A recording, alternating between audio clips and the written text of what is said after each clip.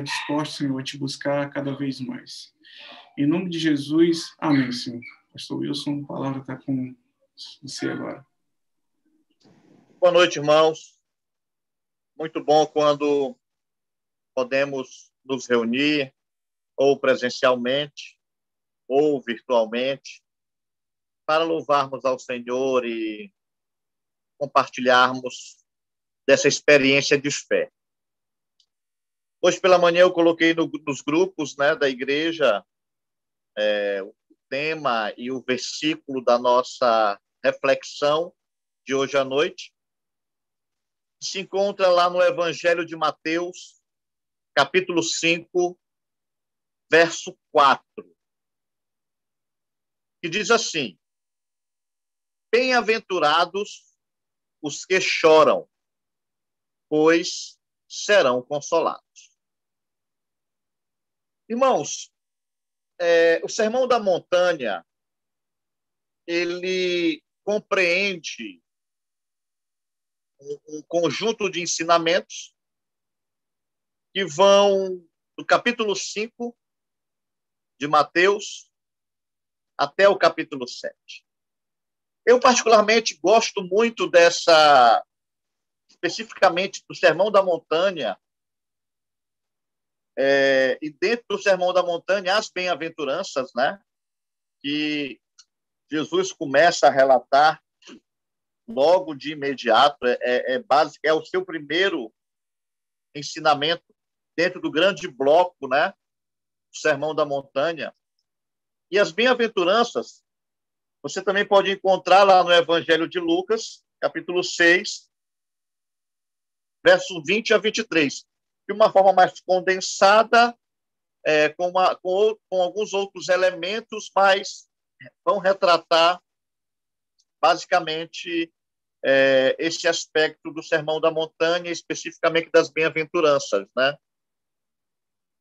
E assim, irmãos, eu ouso dizer que se ao longo de toda a perseguição que a igreja cristã sofreu, perseguição dos cristãos, Bíblias sendo queimadas, Bíblias sendo destruídas, proibição de leitura da Bíblia, proibição de publicação da Bíblia, eu ouso, é um pensamento meu especificamente, se ao longo dessas perseguições a Bíblia como um todo, tivesse sido destruída, todos os outros livros tivesse ficado o Sermão da Montanha, eu, Wilson, julgo que nós já teríamos ali o Sermão da Montanha, capítulo 5 a 7 de Mateus. Nós já teríamos ali, nesses 3 capítulos, o suficiente para a nossa orientação sobre a vida cristã. Então, assim, eu quero deixar um desafio a você nessa noite, que você releia, né? Aqueles que já leram, releiam o Sermão da Montanha. Mateus, de 5 a 7. Tudo que vem depois disso, dos ensinamentos de Jesus, dos apóstolos, dos seus discípulos, são desdobramentos do que Jesus ensinou no Sermão da Montanha, capítulo 5 a 7 de Mateus. Então, eu quero deixar aqui já o desafio, né, para que você leia ou releia o Sermão da Montanha e medite, né, e a cada dia busque praticar um desses elementos, um desses itens do Sermão da Montanha.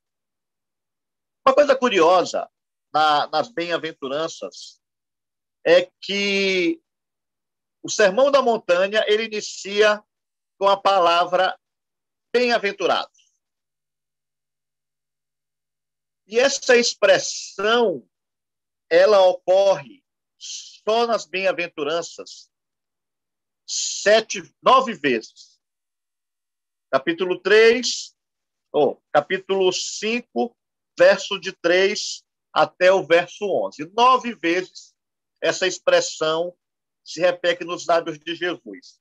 E eu posso dizer que essa expressão bem-aventurado é como se fosse uma chave de ligação, uma ponte para a compreensão maior do que vem a ser as bem-aventuranças. O termo bem-aventurança, ou bem-aventurado, melhor dizendo, vem do grego, da expressão grega makarios, e pode ser traduzido por bem-aventurado, como a maioria das versões trazem, afortunado ou feliz. Então, a expressão bem-aventurado pode ser traduzida como Macários, bem-aventurado, afortunado, feliz. Bem-aventurado, aquele que é afortunado. Bem-aventurado é aquele que é feliz. E olha que coisa curiosa, irmãos. Por mais paradoxal que pareça, Jesus chama de felizes, de afortunados, de bem-aventurados. Quem? Os que choram, os humildes, os que têm fome e sede de justiça, os misericordiosos, os puros de coração, os pacificadores e os que sofrem perseguição por causa da justiça. Como assim, Wilson? É paradoxal. É paradoxal porque como alguém pode ser feliz, como alguém pode ser um afortunado, como alguém pode ser um bem-aventurado chorando. Como alguém pode ser feliz? Como alguém pode ser um afortunado? Como alguém pode ser um bem-aventurado quando sofre perseguição por causa da justiça? Então, por isso que eu digo que parece paradoxal, mas nós vamos compreender hoje um pouco melhor esse contexto. Quando nós vemos o versículo 4, especificamente, das bem-aventuranças, o primeiro aspecto que nós devemos levar em consideração nessa segunda bem-aventurança, que é o foco da nossa reflexão de hoje, é que quando eu penso na bem-aventurança daquele que chora,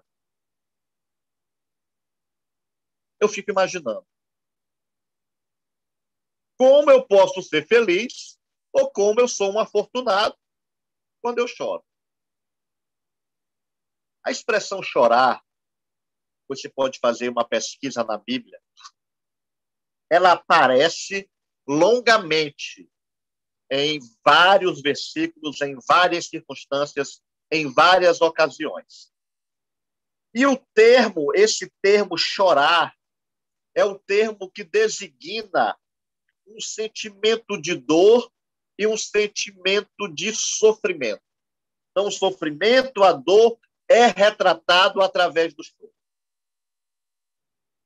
Utiliza-se choro, normalmente, quando se perde um ente querido. E aí eu quero deixar como referência o texto de Gênesis 37, 34 a 35, quando Jacó, lá, imagina que José foi morto.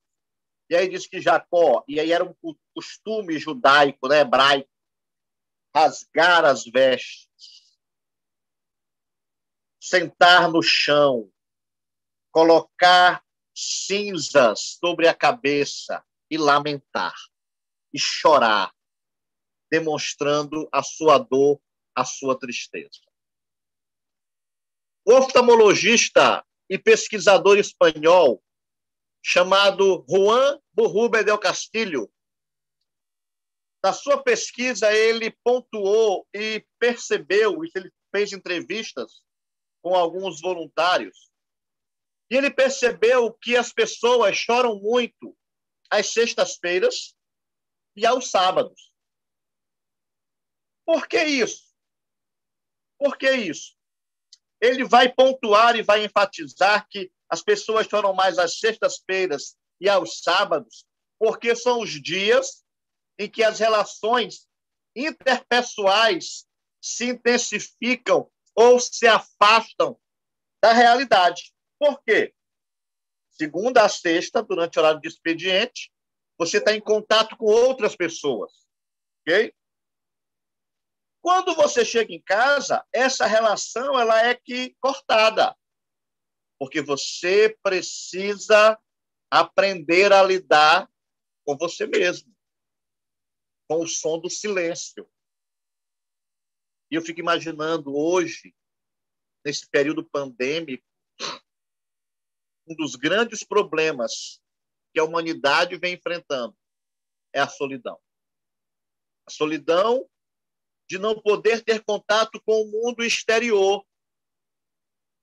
Nós não fomos preparados para estarmos sozinhos.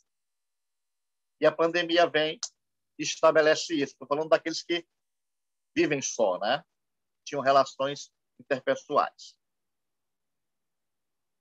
O Juan Castilho, que eu falei agora há pouco, pesquisador, na sua pesquisa ele avança e diz: o choro é mais comum à noite, quando as pessoas saem do seu trabalho, que é uma outra vida, e mergulham na sua vida pessoal. Então, o Juan Castilho, ele mostra na sua pesquisa que o choro ele é uma experiência humana. E, além disso, irmãos, o choro ele é uma experiência humana imprecisa e variada, porque vai mudar dependendo do contexto, dependendo da pessoa. Choro, como uma reação orgânica, ele brota desse impacto emocional. A dor física ou a dor emocional se apodera do sujeito de tal forma que ele não consegue lidar com esse sentimento e o corpo emana dessa dor física ou dessa dor psíquica o elemento choro. Então, o choro ele faz parte da nossa existência. Jesus diz: feliz o sujeito que chora. Choro é uma expressão da nossa humanidade. Chora-se porque se está sofrendo. Claro. Mas existe o choro de alegria. Sim, mas não é o foco da nossa reflexão de hoje. O choro do Sermão da Montanha é justamente esse choro pela dor, pelo sofrimento. Jesus, irmãos, ele é apresentado como esse consolador. Quando João Batista vislumbra Jesus e Jesus vem até João, e João diz: eis o Cordeiro de Deus. Então, Jesus ele é apresentado como esse consolador, ele que consola o que sofre. E um fato muito interessante, anote aí na sua Bíblia, lá no livro de Isaías, capítulo 61, versos de 1 a 2, nós encontramos a missão de Jesus descrita lá em Isaías e o cumprimento dessa profecia registrado em Lucas, capítulo 4, verso 17 até o verso 19. E a missão de Jesus. E aí eu quero me ater agora especificamente sobre Jesus descrito pelo profeta Isaías, capítulo 61, verso 1 e verso 2, acerca da sua missão. E o profeta Isaías diz: Jesus vem para pregar as boas novas aos pobres. Jesus vem para anunciar esse evangelho àquelas pessoas que estão à margem da sociedade. Jesus vem proclamar esse evangelho para aqueles que não fazem parte de nenhuma casta religiosa, nem farisaica, nem dos saduceus, nem dos escribas, nem dos zelotes, nem dos essênios. Jesus vem para pregar a essas pessoas que estão amargas. Jesus também vem, na sua missão descrita por Isaías, para restaurar os contritos de coração. Cristo também vem para proclamar a libertação àqueles que se encontram cativos. Então, Cristo, ele é o libertador. Cristo é aquele que quebra os grilhões, é aquele que consegue trazer a libertação para o sujeito. Além de quebrar os grilhões, Jesus vem para abrir as portas da prisão para aqueles que estão encarcerados. Olha que coisa curiosa. Como missão de Cristo, também anunciar o dia do Senhor. E esse anúncio do dia do Senhor é um anúncio de juízo, mas também de libertação. E Isaías encerra a missão de Jesus, que é o nosso foco de hoje à noite. Ele vem para consolar aqueles que estão.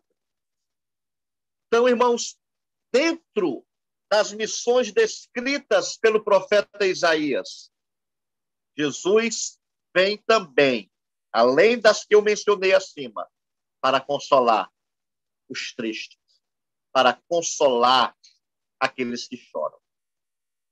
Mas aí pode surgir uma pergunta. Wilson, quem são aqueles que choram?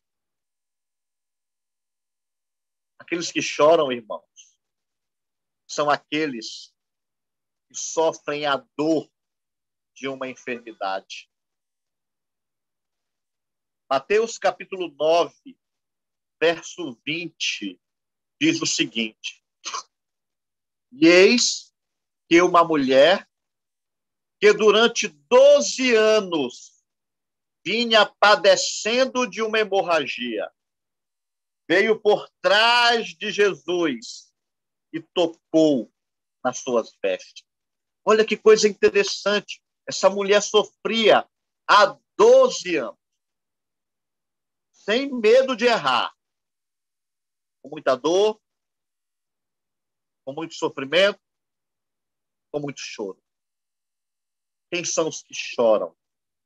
São aqueles que sofrem a dor de uma enfermidade.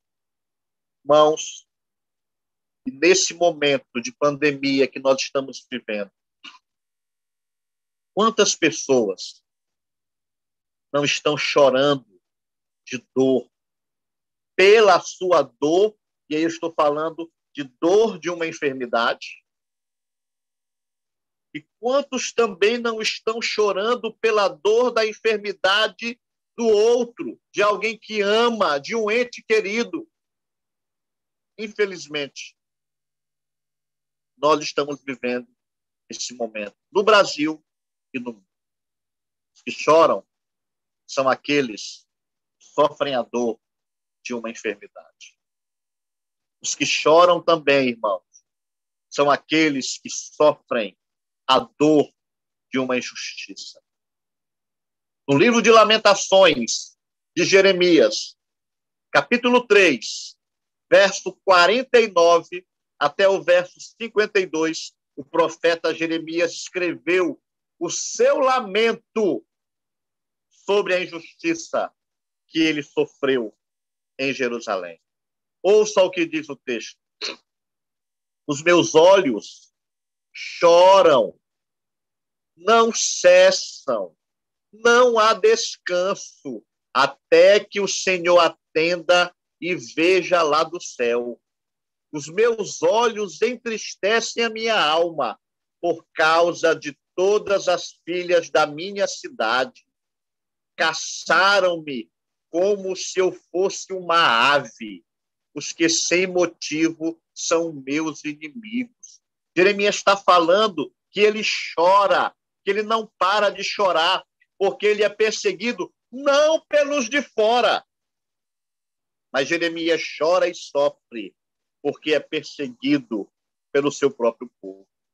Não é à toa que Jeremias entrou para o campo do mundo teológico e bíblico, apelidado de o profeta chorão, porque inclusive, ele escreveu um livro específico, né?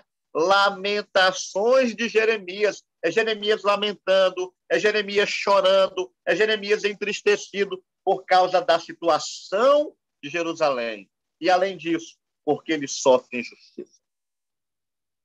Meu irmão, minha irmã, se você já foi vítima de uma injustiça, você já deve ter chorado. Pense aí naquela injustiça que você sofreu, e isso lhe abateu, e isso te levou a chorar. Quem são os que choram? São aqueles que sofrem a dor de uma enfermidade.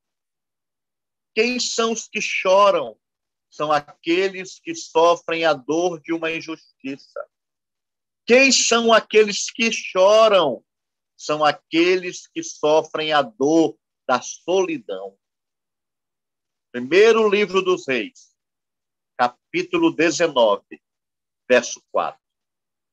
E ele mesmo, Elias, se foi ao deserto, caminho de um dia, e veio, e se assentou debaixo de um zimbro, e pediu para si a morte, e disse: basta, toma agora, ó Senhor, a minha vida, pois não sou melhor do que meus pais.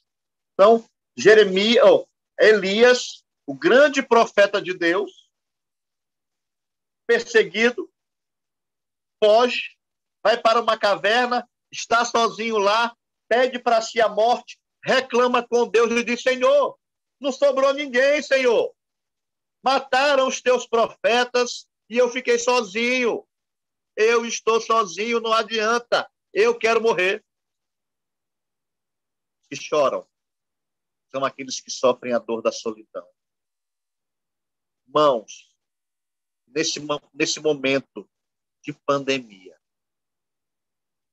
aquelas pessoas que se encontram ali hospitalizadas, sem ter ninguém com elas, nenhum parente, nenhum familiar, uma voz amiga, uma voz conhecida, elas estão sofrendo, elas estão chorando, porque estão sozinhas. E é de uma grande irresponsabilidade, irmão, enquanto as pessoas estão sofrendo nos leitos de hospitais, nos corredores de hospitais, nas macas de hospitais, enquanto outros aqui fora estão gozando de uma vida como se não houvesse nenhum tipo de pandemia, como se a pandemia fosse uma gripezinha, como se a pandemia fosse algo inútil, não real, uma política de negação. A doença, ela é real. E hoje foi até falado na Assembleia, acho que foi o Marquinhos que falou uma coisa muito interessante. Naquele primeiro momento que nós tivemos a pandemia, os relatos de pessoas só da nossa igreja que foram acometidas de Covid foi pequena, né? Tivemos o pastor Alexandre, que teve um agravamento, mas, graças a Deus, superou aquele momento crítico, né? Hoje está bem. Mas, assim, foi um grupo menor. Nessa segunda leva, nós ouvimos relatos nos grupos da igreja de pedidos de oração, porque aquilo que era mais geral começou agora a bater na nossa porta. Ou seja, começou a apertar mais, começou a funilar. Aquilo que eram apenas números, 300 mil pessoas mortas por Covid no Brasil. Números. Dentro desses números, agora existem nomes. Nomes por quê? Porque agora é alguém que eu conheço, é alguém do meu convívio, é alguém da minha família, é um parente próximo, é um marido, é uma esposa, é uma mãe, é um pai, é um filho, é uma filha, é um neto, é uma neta, é uma sobrinha, está mais próximo. Queridos, e o pior de tudo é que essas pessoas, muitas delas, morrem sem poder dar um último adeus para a pessoa amada, ou para as pessoas amadas. E as pessoas amadas também não conseguem dar um último adeus para esse ente querido. Quem são os que choram? São aqueles que sofrem a dor da solidão. Os que choram são também aqueles que sofrem a dor da perda de um ente querido. E aí, no livro 2 Samuel, capítulo 18, verso 32 a 33, nós temos Davi chorando a morte do seu filho Salomão. E esse texto é um dos textos que me comove muito, porque ele é muito explícito no relato da dor de Davi. Ouça o que diz. Então, o rei, profundamente comovido, subiu à sala que estava por cima da porta e chorou. E andando dizia: meu filho Absalão, meu filho Absalão, quem me dera que eu morresse por ti, Absalão, meu filho, meu filho. Mesmo Absalão tendo perseguido Davi, seu pai, após a morte de Absalão, Davi chora. E Davi sente a dor da perda. Irmão, irmã, talvez você tenha perdido ao longo da sua trajetória um ente querido. E essa perder alguém abre um vazio, abre um buraco, e o sujeito começa a viver as fases do luto. A pessoa nega, não, aquela pessoa não morreu. Aquela pessoa depois começa a ficar com ódio de Deus, do mundo, dos médicos, de todo mundo. E aí depois começa a passar a fase da barganha, até que ele vai chegar lá na frente, na fase da compreensão e da aceitação dessa perda. Mas até que isso chegue, irmão, fica um buraco, fica um vazio, uma dor, ouvindo as pessoas em atendimento psicanalítico. As pessoas perguntam assim: quando essa dor vai passar? Quando esse vazio vai ser preenchido? Não existe uma resposta específica, porque a dor da perda, ela é subjetiva. Depende de cada sujeito, como cada pessoa enfrenta essa dor. O outro texto que fala sobre a perda de um ente querido foi a viúva de Naim. Lucas 7, 12 a 13 diz assim: como se aproximasse da porta da cidade, eis que saía o enterro do filho único de uma viúva, e grande multidão da cidade ia com ela. Vendo-a, o Senhor se compadeceu dela e disse: não chores. Esses são aqueles que choram. Aquele que sofre a dor de uma enfermidade, aquele que sofre a dor de uma injustiça, aquele que sofre a dor de uma solidão e aquele que sofre a perda de um ente querido. A gente poderia elencar N situações, mas para a nossa reflexão de hoje, essas são suficientes. Jesus disse: bem-aventurados que choram, pois eles serão consolados. Seremos consolados, irmãos, pois Deus tem compaixão de nós, ouve o nosso choro e o nosso clamor. Salmo 6, 2 e 9 diz assim: tem compaixão de mim, Senhor, porque eu me sinto debilitado. Sara-me, Senhor, porque os meus ossos estão abalados do sofrimento, da dor. O salmista clama e continua no verso 9. O Senhor ouve a minha súplica. O Senhor acolhe a minha oração.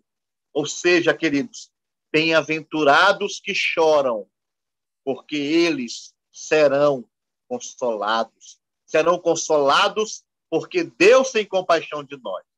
Serão consolados porque Deus ouve o nosso choro. Serão consolados porque Deus ouve o nosso clamor. Além disso, seremos consolados, pois a misericórdia do Senhor, glória seja o seu nome, se renova. E o choro, irmãos, ele não dura para sempre. O próprio Jeremias, lá em Lamentações, diz: as misericórdias do Senhor são a causa de não sermos consumidos, porque as suas misericórdias não têm fim, se renovam a cada manhã. Grande é a tua fidelidade. E o salmista, eu quero trazer aqui o Salmo 30, verso 5, para complementar. O choro, irmãos, pode durar uma noite, mas a alegria vem pela manhã. Seremos consolados, porque o sofrimento atual não se compara, irmãos, com a glória reservada a nós. Paulo, na Epístola aos Romanos, capítulo 8, verso 18, diz: porque para mim eu tenho por certo de que os sofrimentos do tempo presente não podem ser comparados com a glória que vai ser revelada em nós lá na eternidade. Passamos por adversidades. Contudo, meus irmãos, Deus não desampara o seu povo. A segunda bem-aventurança está voltada, irmão, para todos aqueles que se sentem tocados pela dor e pelo sofrimento. Ela não pode ser restringida. Ela nos ensina que o choro faz parte da nossa humanidade, pois todos sofremos em algum momento da nossa vida. Contudo, recorramos a Jesus, pois ele diz: bem-aventurados que choram, porque eles serão consolados.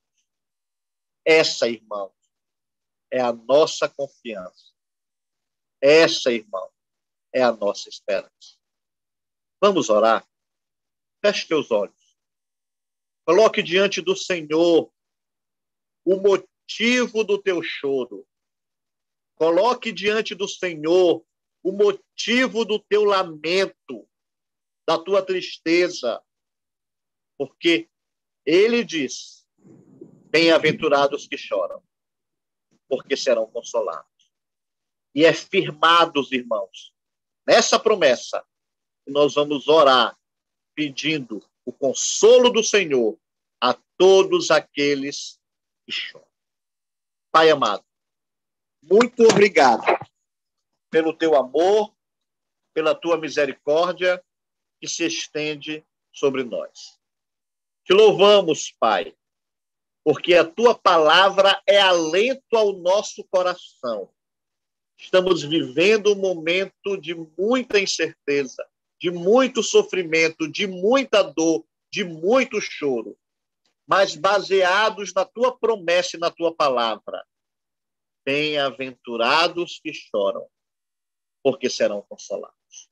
rogamos, Deus, no nome de Jesus, que o Senhor envie o Consolador a cada família que sofre,